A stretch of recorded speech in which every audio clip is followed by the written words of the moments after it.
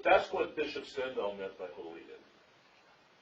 So I maintain that there is always something we can learn from others. There is always something that the others can learn from us. And so the more we can do that, the better the world will be. I'd like to ask a question. We have to leave in a few minutes, Yeah. and it's off the subject. But my understanding is that the textbooks in the West Bank and in the Arab areas, which are supplied by the Saudis, teaches anti-Semitism to little children. Is that true? To some extent, unfortunately, yes. So how do you battle with 50,000 people, all the Arab children? It's like an untenable contest. You continue, my response to that is that you continue to practice retail interfaith understanding. And it's going to take a while, but if we never start, it will never happen.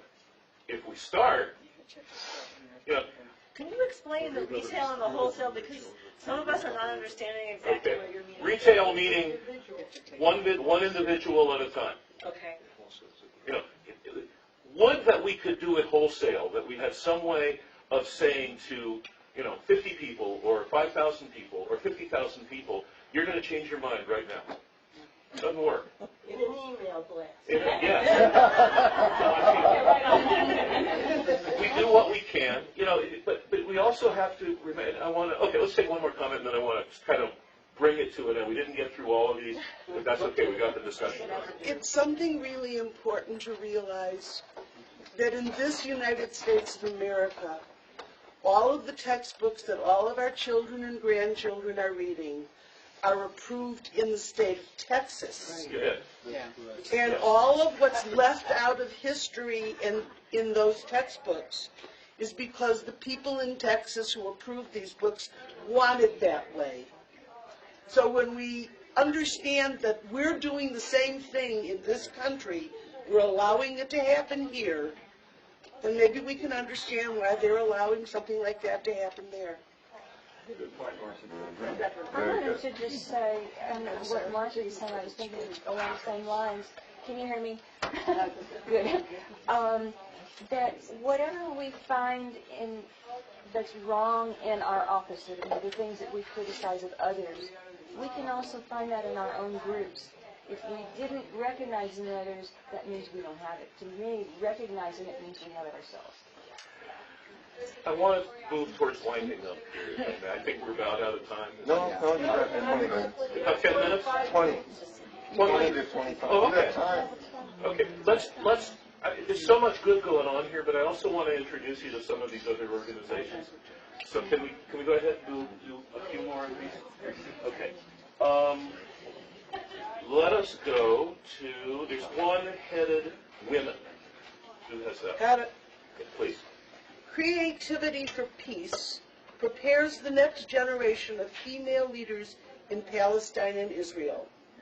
Since 2003, 207 young women have participated, beginning with a 3-week summer program in Santa Fe, New Mexico, where dialogue and art making are the primary means of sharing experiences of life in the conflict, developing compassion, and learning to work together towards a common goal. The program continues year-round in Israel and the West Bank with many types of gatherings and trainings. 40 young leaders receive intensive emotional and practical leadership skills. Creativity for Peace distinguishing characteristics includes its focus on women, cross-border work, and on leading in partnership, as well as the depth and longevity of participation by alumni. And it's the Creativity for Peace is the website. .com. .com. Okay. There's One-Headed Education. Please. Hand in Hand is a growing network of bilingual and multicultural accredited public schools for Arab and Jewish citizens of Israel, educating the next generation from kindergarten through high school who will create a more democratic, secure, and peaceful future. Its far-reaching impact extends to government leadership, communities, and educators across the country. Its award-winning schools in Jerusalem, the Galilee, and Wadi Ara focus on academic excellence, and its pioneering curriculum fosters mutual understanding as well as pride in one's heritage. Yeah, just to explain, Wadi Ara is an area, a region in Jerusalem, not Jerusalem, in Israel, that is Arab villages, almost exclusively. It's sometimes referred to as the Arab Triangle, because if you look at a map of Israel and you see where the different ethnic groups live, it's sort of a triangle in that area. So that's another one. I'm going to skip a few just in the interest of time. There's one headed youth. And this goes back, somebody had asked a little while ago about the idea of seeds, planting seeds. This speaks directly to that. Seeds of Peace is an international youth organization founded in 1993 that works to bring together youth from conflict regions and to discuss coexistence and conflict resolution. The Seeds of Peace internationally recognized program model begins at the International Camp in Maine and continues through follow-up programming with international youth conferences, regional workshops, educational and professional opportunities, and an adult educator program. You all know, I think, that I lived in Maine for a number of years, and I've been to the Seeds of Peace camp a couple of times and watched some of their programming and watched them in action. It's mind-boggling. They take these kids from dusty Middle Eastern environments, many of them poor, and the organization that runs it they get donations and they pay to bring these kids to Maine. And people in Maine, by and large, know about it. Outside of Maine, I don't think very many people have heard of it, which is really a shame. But people in Maine are extremely proud of hosting this program. And they bring these kids in for 3 weeks at a time. And, at the beginning, most of them are thinking, I don't want to talk to them. They're the enemy. Well, but then, you go out and play basketball with them, or you play soccer with them, or they've got one of those courses where they hang things from trees and ropes and stuff. Rope course. Rope course, okay. They've got that, and, they send them through, and then they send them through again blindfolded, and they have to help each other. I know that. Right, and they make sure that it's groups, mixed groups. In what language do they communicate? Mostly English. Pretty So much. is it a prerequisite for them to get sponsored that they have to be able to speak English? I think so, but pretty much everybody learns English in school, in much of the world. So, which gives us Americans an excuse, at least in theory, to not learn anybody else's language. Yeah. There's a thread that I see going through all of these that makes me question the whole role of interfaith marriage through this. And obviously we have a high representation of that, and in my mind that's only can further all of these kinds of things, but yet there is resistance in many places. Rabbis won't perform an interfaith marriage. How do those get reconciled? Slowly. More and more rabbis are willing to do it. Mm-hmm. I myself went through a process where there was a time when I would not have done that. Mm-hmm. And it took me a while of working through, like I have on many other issues personally, of working through the issue. And if we ever have a chance, I'd be very happy to share that process with you. Now I will. There are certain conditions under which I won't, but most conditions I will. So again, it's like everything else. I go back to that word retail. And I'm going to close with a thought that will bring that from our tradition. It'll explain it better. Yeah. I just have a parenthetical question, Rabbi. Please. Would you officiate at a gay marriage? Yes. Yeah. The real problem for some rabbis is officiating at an interfaith gay marriage. You don't got one problem, you got another problem, right? That's what I was talking about. I believe it's the program in Maine that I was talking about when I said, has anybody done follow-up to find out? They do a tremendous amount of follow-ups. What have they found? Seeds of Peace has an office in Jerusalem Yeah. which is staffed year-round. I mean, the camp is only in the summer. Yeah. But the Jerusalem office is staffed year-round, and they do follow up. It's not as much, the contact isn't maintained as much as they would like, but they're dealing with certain facts on the ground that make it difficult. But there's more contact following up the trip, the time in Maine, than there would be if they didn't do it at all. What have they found, though? Do these kids that go through this, have their attitudes Yes. really changed permanently? Many, And not all. how are they teaching their own children? Many, but not all. Sometimes it doesn't take. You can't count on it. Some But seeds don't take. I'm sorry? Some seeds don't take either. Some seeds. In fact, the Seeds of Peace refers to their campers as seeds. That's what they call them at the camp and afterward. And it's a great program. Yeah. And in the ones where it probably doesn't take, they may not be as vitriolic as they might have been. Yeah. And they may be hard, it may be very hard for them in the community they live in to espouse what they feel they learned. Yeah. Okay. I'm going to go to the last two. I know I skipped a few of them, but please don't take it personally if I didn't call on you to read your slip of paper. There are two of them labeled conflict, and I'd like to go first with the one that says the combatants for peace. That's me. Please. The Combatants for Peace movement was started jointly by Palestinians and Israelis who have taken an active part in the cycle of violence. Israelis as soldiers in the Israeli army, IDF, and Palestinians as part of the violent struggle for Palestinian freedom. After brandishing weapons for so many years and having seen one another only through weapon sights, we have decided to put down our guns and to fight for peace. Wow. And the other one labeled conflict.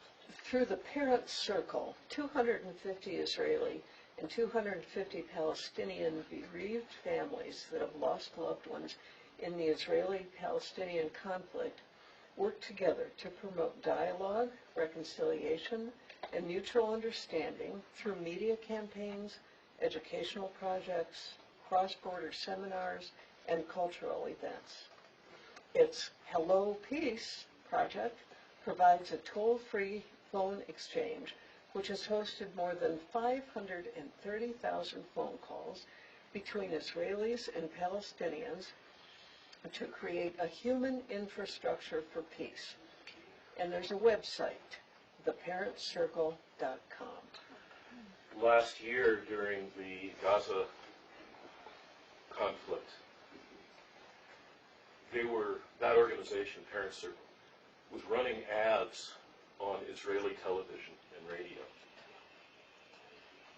which was very quickly changing shots of members of that organization, and they were alternating, Israelis saying it in Hebrew, Palestinians saying it in Arabic, saying, "We don't want you here." And what they were saying was, we don't want you to qualify for membership in our organization by losing someone to the violence. And their kind of ongoing mantra is, let my loss be the last. And my friends, that's the group that gives me goosebumps every time I read their story. If they, and the one before that, the Combatants for Peace, if they can talk to each other, what excuse does anyone else have? In Pirkei Avot, which is a part of the Mishnah, part of the Talmud, sometimes translated Ethics of the Fathers, there is a teaching. Yes, the work is great, and the boss is insistent. But you are not expected to complete the work, although neither are you free to desist from it. Although neither are you free to desist from it.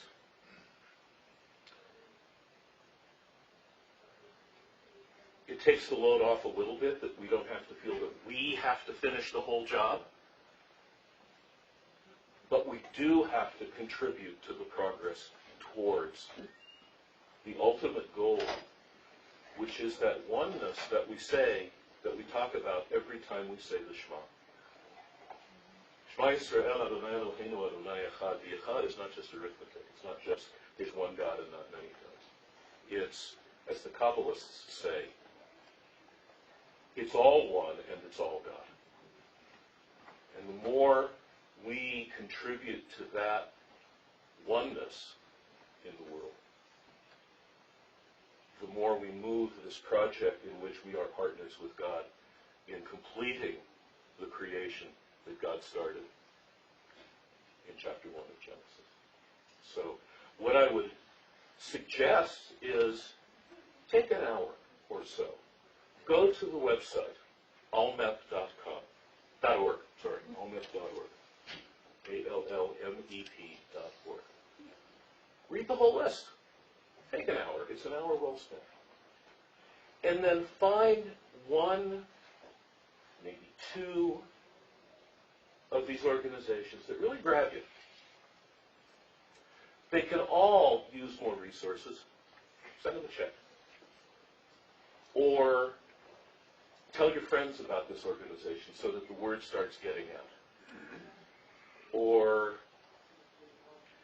I don't know, think of a way, a creative way, to support and further the work that one or two organizations are doing to bring about peace in one of the most conflicted regions of the world, one to which most of us, perhaps all of us, feel a very close tie. So, thank you very much. Thank you.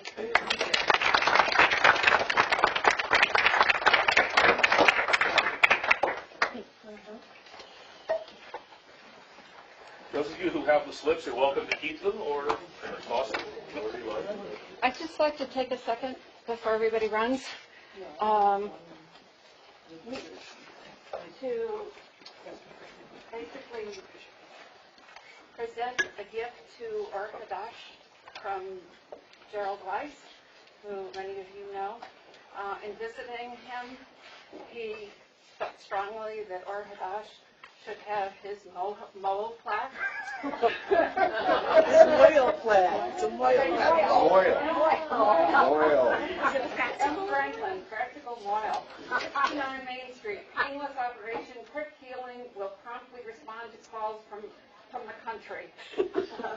He's asked that it be hung on the wall in our library, which I think will only be seen once in a while when adults are around. He has also generously given us a signed copy of his book that he wrote, Circumcision, Frankly Speaking. And the plaque will be seen soon after it's fixed, after I dropped it in the parking lot. I'll get the librarian. We're going to, any books that are like that we need to be sure have limited access to people, we're going to put them on the top shelf, and we're going to have them in a special container.